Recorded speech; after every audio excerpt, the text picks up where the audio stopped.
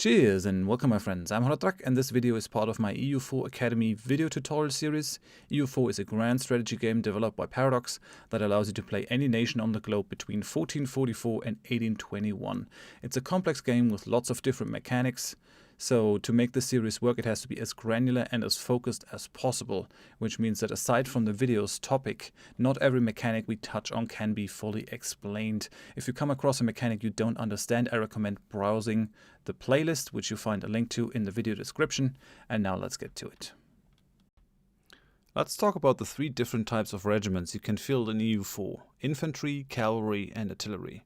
The specific units you are using change as your technology improves. So you might, for example, be using longbowmen as your infantry at the start of the game and line infantry with muskets towards the late game. But the three regiment types never change, so it's important to know their differences, strengths and weaknesses to make proper use of them. We're starting with the backbone of every army, the infantry. They are cheap to recruit and maintain, and they will be the most numerous regiment type in your army throughout the game. To understand why, you'll have to understand how battles work in EU4. For that, I have loaded a save game from my current Netherlands Let's Play series so that I can show you the infantry regiments in action, or as much action as EU4 allows. We see a battle between my Dutch troops and the Bohemian troops, and if we click on this, you see the two opposing armies have formed up in two rows, a front row and a back row. That is the way battles always work in EU4. The width of the lines is determined by the combat width, which is determined by technology. You can always see the combat width over here, as well as the terrain. In this example, we have a combat width of 40, which means 40 regiments are allowed in the front row and 40 in the back row. And the job of the infantry is to fill the front row, do the dying, and keep the cannons safe that are deployed in the back row. Cannons take double damage if they are in the front row, which will happen if you do not have enough infantry and cavalry to fill the front row, which is exactly what happened to the Bohemians over here. They have a bunch of cannons in the front row, and these guys are just getting slaughtered. I mean, they don't have enough infantry and cavalry just to fill the front row, so that's why that is. Because they are there to soak up the damage, you will need a lot of infantry, and they will take more losses than the other troop types, but this gets balanced by their lower cost. That is not to say that infantry is bad. In the time frame of EU4, you will see the rise of infantry and the decline of cavalry, because of the rise of firearms and increasingly disciplined armies, culminating in the fearsome Prussian and French armies that consisted in large parts of elite infantry regiments. This can be done in the game as well, so don't discount the infantry. As you can see, cavalry regiments are decidedly more expensive to recruit and maintain compared to infantry. You have 10 ducats to recruit versus 25 ducats, and the maintenance is accordingly 0.53 versus 0.21.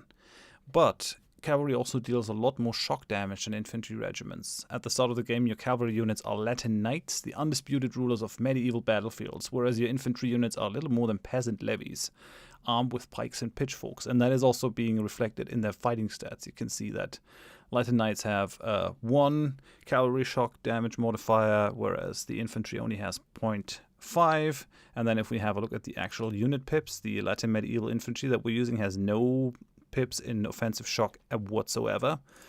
And the Latin Knights actually do have a point in offensive shock here as well. So once it comes to the shock phase of the battle, these guys are going to really shine. The job of cavalry regiments is to flank enemy regiments. Now, what does flanking mean in a EU4 battle? As you can see, each of these regiments has a certain range of attack. You can see those highlighted enemy regiments, and they will only attack one of these regiments in each phase of the battle, but this is the range of targets that they have, that they can choose from.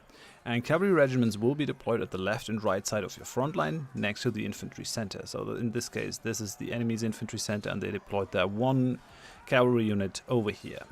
And you can see the range of attack down there. And if not the whole combat width is used, either due to the size of either army or the attack level, then there will be cavalry regiments that are not being engaged by an enemy unit. These regiments will thus be able to attack an enemy regiment within their flanking range, dealing flanking damage, whilst not taking damage themselves.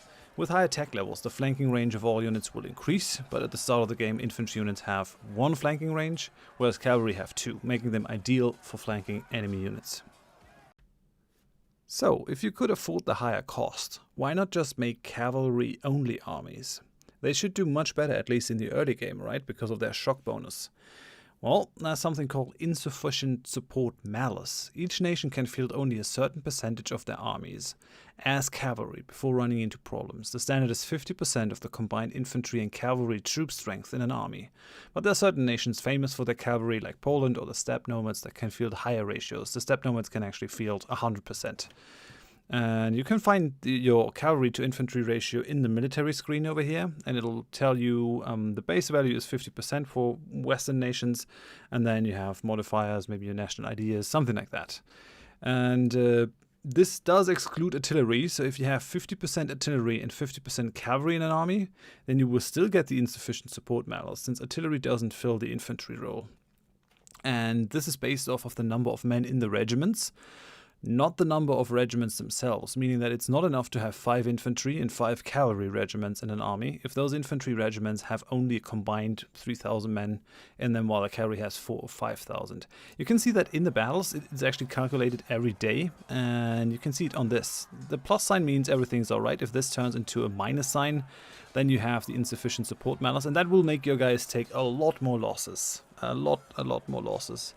Just because, yeah, the cavalry is not being supported by infantry properly. And you can see that we have 90% over here.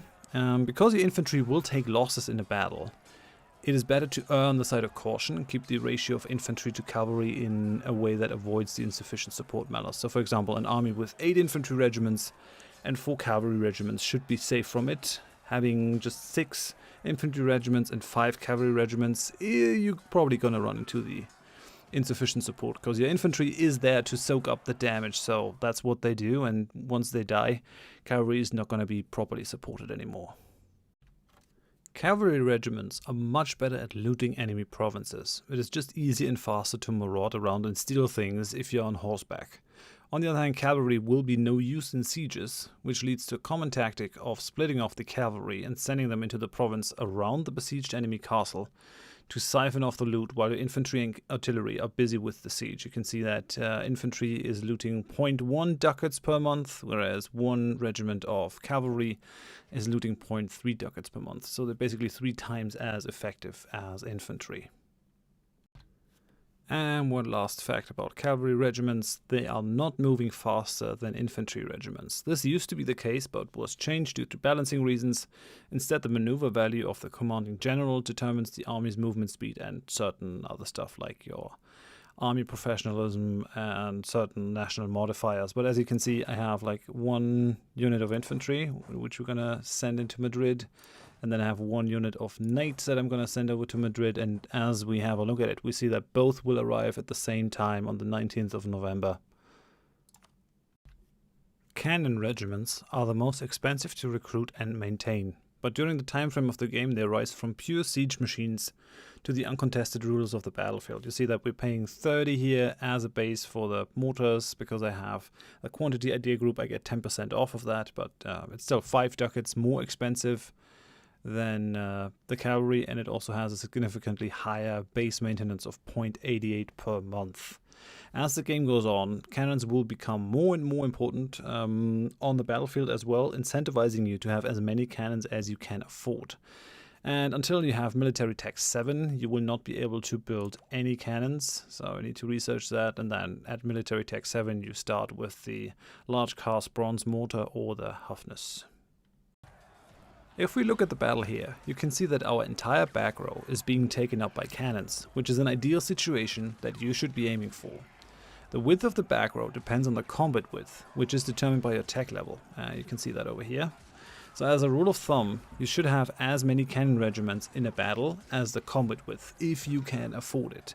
You start out with a base level on combat width of 15, and then the technology increases that. You can always check what your combat width is just by having a look at this. Like this tells you the bonus to combat width, but just add 15 to that number and you kind of have the combat width, the maximum combat width in a battle. Cannons can fight in the front row if you don't have enough infantry and cavalry, but will take double damage when fighting in front, making it imperative that you support them with infantry and or cavalry, because if your front row units die, the cannons will move up into the front row. That's exactly what happened to my enemy over here. He only has these couple of infantry and that 1 cavalry regiment, And they support those cannons in the background, but the other cannons that he still has, they have been forced into the front row, and they're just getting absolutely slaughtered out there. Contrary to the other two troop types, cannons can attack even if they are in the back row, albeit with 50% of their damage. So these cannons are attacking my front row, and my cannons are attacking his front row. They also have a base flanking range of 2, allowing them quite a range of targets to choose from, if you see that. I mean, we've also gotten some tech upgrades so that our current flanking range is actually 4 instead of the 2, but even 2 is really nice. Not only do they attack from the second row without taking any damage, but they will also grant half of the defensive pips to the unit in front of them, making the frontline troops take fewer losses and less morale damage if they have cannons in the back to support them. Outside the battles, cannons also have a very important role in speeding up sieges. Depending on the level of the fort, having a certain amount of cannons in the besieging army can get you a positive siege modifier of up to +5. This can make sieges go substantially quicker, and sieging down high-level forts without artillery can take years and years. It's a good strategy to have your besieging armies outfitted with the amount of cannons that give you the maximum siege modifier. Now in this case we're sieging down the Genoan fort with our 29 cannons. Now this is where the siege, the cannon modifier lives. And you can see that we're actually getting +8 instead of only 5. That is because I have the Mandate of Heaven DLC on, and I have selected this as one of my abilities, Napoleonic Warfare, which increases the bonus that you can get from artillery by another 3, which really allows you to blitz through fortresses. But that is just specific for this age. So in general, this can only be a max of +5. And how many cannons you need to really get that modifier, it just depends on the fort level. So we have a level 4 fort in here, which means to get the +5 bonus, we need 15 artillery units. It's going to be much lower in the beginning. I mean, castles also were not that strong against cannon fire, but as the game progresses, you need more and more artillery, and then it's actually a good idea to maybe split off the artillery. The artillery that this unit is actually using, I split off part of the artillery, all of the artillery from this army to send them over here, make the sieges go quicker. Thanks for watching this part of the EU4 Academy. The Academy is an in-depth video tutorial series aimed at helping more people enjoy one of the best grand strategy games out there. If you found it helpful, then please consider leaving a like so that it can show up in search results and help even more people. If you want to learn more about EU4, then check the playlist, the link is in the description, or have a look at my Let's Play content. And if you have any questions, please leave them in the comments. I'll do my best to answer them. Cheers!